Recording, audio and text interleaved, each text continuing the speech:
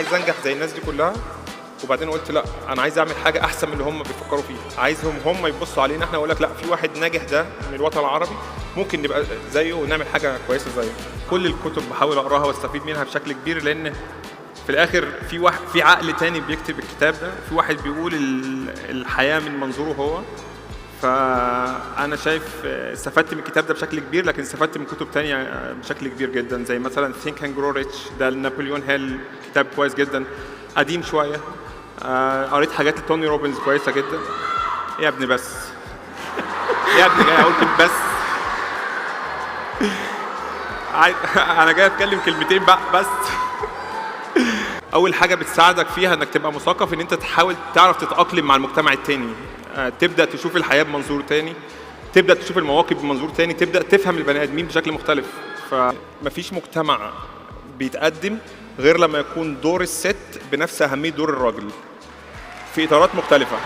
اول ما بدات افهم ان انا لازم ابدا اتغير وابدا اشوف الحياه بمنظور الاوروبيين اللي انا هتعامل معاهم، بدات كل حاجه تبقى سهله بالنسبه لي.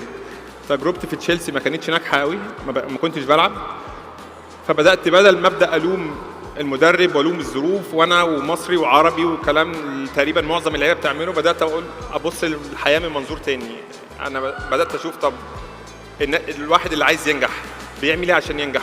فبدات اشوف فيديوهات وكتب للدكتور مصطفى محمود الله يرحمه والدكتور ابراهيم الفقي، بداوا يتكلموا عن الحياه وعن العلم النفس وعن قد ايه الانسان ممكن يتغير وقد ايه ان هو المتحكم في كل الامور.